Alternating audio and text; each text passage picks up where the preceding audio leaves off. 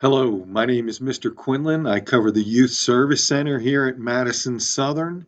This presentation today is going to be about getting involved more so the social side of high school, which to me is just as important as the academic side of high school.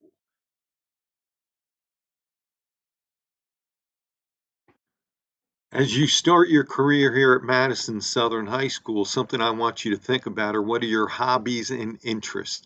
There's a lot of sports activities, extracurricular activities, and clubs that you can become a part of that will help you progress through your high school career. Here's what our daily schedule looks like. Our building opens at 7:45 each morning for students. Classes start at 8:05, end at 2:55. On the right-hand side, you'll see we have four different lunch lines. A lot of students to get through each day. If you have first lunch line, first quarter, second quarter, you'll have second lunch line. If you have fourth lunch line, first quarter, you'll have first lunch line, second quarter. If you do have a fourth lunch line, you can get a little hungry. So I suggest maybe packing a snack. Most Fridays will be club days. Each Friday is identified with a color, gray, blue, orange, or white, and your clubs will meet on those days. If you want to be in two clubs and they meet on the same day, you will just need to speak with that advisor and come up with a plan. In my opinion, getting involved in clubs and activities help create a better high school experience because it closes the school down. There's a smaller group of like-minded students. It also offers students opportunities for leadership positions, president, vice president, secretary. These always look good on college applications and job applications. Here are a few photos from a bee club that I did in the last 2 years. We're not able to introduce students to bees, but we're able to learn all about them from the outside perspective. Our PEP club is one that many students enjoy getting involved in, and I post it here because it's one of the first clubs that gets going in the school year. They help create themes for some of the sports programs, and a lot of students enjoy being a part of that. So listen for announcements and look for posters about some of the activities that will be coming up.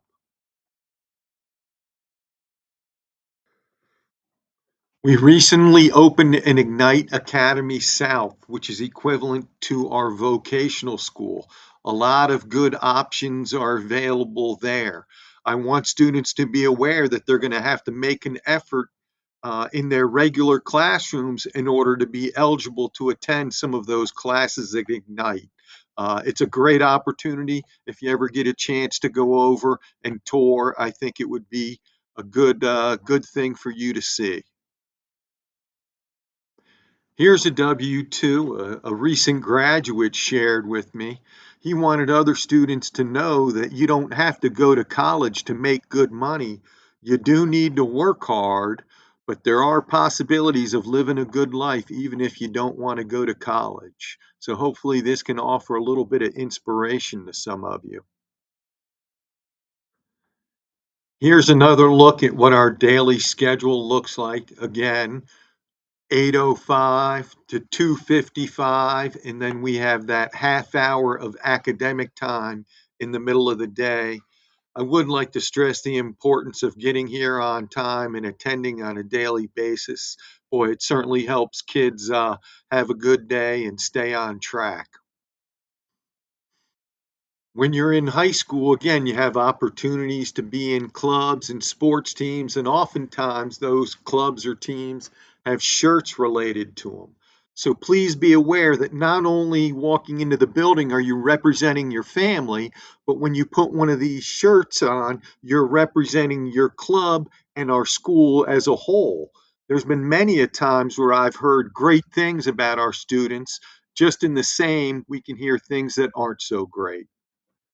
Students are expected to complete 10 hours of service learning during their high school career. So through ninth through 12th grade, 10 hours. Uh, Part of that is challenging a student to get out of their comfort zone. The other thing is showing our community what great students we have. Announcements are made throughout the year with activities, and oftentimes families and students have groups or clubs they're already involved in and doing good work for.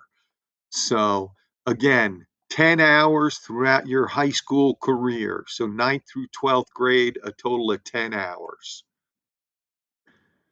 If there's an activity that you would like to do for service learning but are unsure if it would count, we have this form on our website or available in the counselor's office, and a student can fill this out, and the principal has to approve.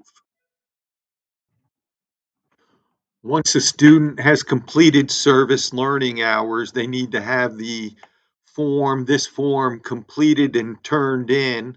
Uh, if this form is not handy, all this information on a regular piece of notebook paper will count. We use these to track the student's hours through our counseling office. Here are some examples of places that could use ongoing help from students for service learning hours. Some of the information may be a little bit old, but it would be up to the student to call to set up times and to see if these places are needing help from them. Here are some more examples of places students can go. Here's an example of a young girl who did her service learning in Washington State while she was on her summer visitation plan with her family. Again, she got letterhead, proof of what she did, and turned it in, and it counts. So, again, opportunities are out there, and students need to find them and complete them. Here's an example of a young boy that helped an elderly neighbor. We've also had kids help disabled neighbors. Again, we get the information, you turn it in with verification, and it's all good. We just want our students out in the community showing them what good students we have. So bullying, where it happens, we've been addressing it for a while. Years ago, we were trying to teach students to not be a bystander and to be an upstander. For a while at Fairstown, they were teaching dude, be nice. As time goes on, we've gotten even better. So about 15 years ago, our Gay Straight Alliance was the first group of students that did anything to address the bullying in the school. And what they did was created safe zones. So these plaques were located outside of teachers' classrooms. So if kids were passing in the hallways and felt like they were being bullied or harassed, they could step into one of these classrooms and the teachers would help them. About 10 years ago, in collaboration with Berea St. Joe, we started doing Green Dot to address the bullying at school. And Green Dot addresses sexual assault, dating violence, and bullying. This has been the best program that I've seen in my years, and our kids have really embraced it. So in teaching Green Dot, we first ask students to think about a red dot. Imagine this map being a map of your community and all those red dots being where someone has caused harm to others. Now what we ask students to do is think of those red dots as a person using their words or actions to harm others. We ask students to think about those red dots and where those red dots may happen around your school. Now we ask students to think of green dots, and green dots are where a person uses their words or actions to help others. In Green Dot, we say that everyone can do something. You can either directly get involved, delegate to a teacher, peer, an adult, or maybe distract the situation. We are aware that there are barriers that young kids face in maybe getting involved, but there's something everyone can do. Now imagine this being the map of your school. Instead of bullying, there's a person speaking up saying what's going on is not right. Instead of the mean Facebook post, there might be a post going in telling someone to stop or saying they don't appreciate that. Instead of the stalking behavior, there may be encouragement from a student to speak with a counselor. Everyone can do something to help create a safe environment. In the past, we've done our green dot meetings on the side, let's say outside of the academic classes. But this year with Green Dot, it's actually going to be embedded into the freshman health classes. Everyone in our school over the years has been to the Green Dot overview. So it's embedded in our school for 12 years, and our kids are doing. When we do our Green Dot trainings, we ask students what their connection is to Green Dot and why they want to get involved. Here you see an example of a student who had stood up for a Hispanic student when he was being racially harassed. It was a simple thing, and the Hispanic student was so grateful that someone stood up for him. One of my responsibilities here at school is covering the lost and found. Each year, we have several valuable items that come up missing, and students have not really provided the security for those items, but yet expect our school staff to play guard for them. If you bring something valuable, you must put this high value security on those items. Again, we have great kids. Please check with the lost and found if things come up missing. But again, if you bring something valuable to school, it is your job to put the high value security on those items. Here's some good information I came across years ago.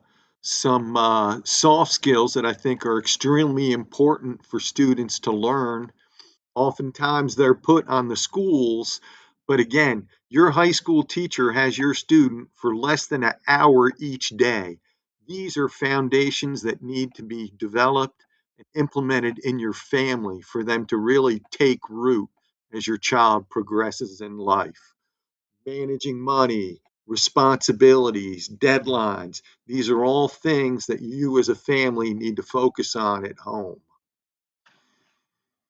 I don't think it's ever too early to start the conversations about money and being responsible with money. Here's something for you to think about in your family. Are you a family that's going to be providing a car for a young person, or is the young person going to need to start working and saving money if they plan on having a car? I have yet to meet a high school student who did not want to drive when they were 17. I realize you're young and freshmen just entering high school, but something to think about down the road is prom. It's going to cost money, right? A class ring costs money, yearbooks, dating, going out with your friends. You may be friends with someone who's older and has a car and goes places. Are you going to constantly have your hand out for your parents, or are you going to be someone who works to make some of your own money? This right here is an example of a mother who contacted me about her son who was really struggling during his freshman year, struggling with school, struggling at home. I was able to meet with him, get him on track, and he was able to get back on track and finish high school strong. Most students I talk to say that they wish they would have started stronger as a freshman. So this is the young boy who struggled as a freshman, got himself on track, set some goals, was able to graduate and go into the Marines. He's since gotten out of the Marines and has a good job with AT&T working out of Louisville. Another social situation that I see a lot of teens struggle with is dating. They try and make the other person fit their mold, or they try and fit another person's mold. There's a lot that goes into dating. And I think this is a conversation that families need to have and establish their own boundaries. It's going to come up. I've seen in high school, there's someone for everyone. but I do think it's something that needs to be talked about within the family and some parameters set. Another social thing that we see kids struggle with is social media. We've gotten a whole lot smarter. Parents are a whole lot more educated, but we still need to stay on top of that. I can remember when computers first came out, they needed to be in a community area with the screen facing out so that when you walked by, you could see what was going on. Nowadays, I'm afraid we give our kids a phone and they go and hide. Be mindful of social media and do not be afraid to get involved and ask questions. What's going on? A little bit more with social media, and that is you can't believe everything you see and read. So be smart and be safe. As students wrap up their freshman year, I often ask them what kind of advice would they give to incoming freshmen, and they say to start out on track. Don't wait till you're in trouble or have bad grades to start doing your work. Stay focused, stay on track, complete your assignments as they're given, and you'll be a much better student. And here's the ultimate goal. In 4 years,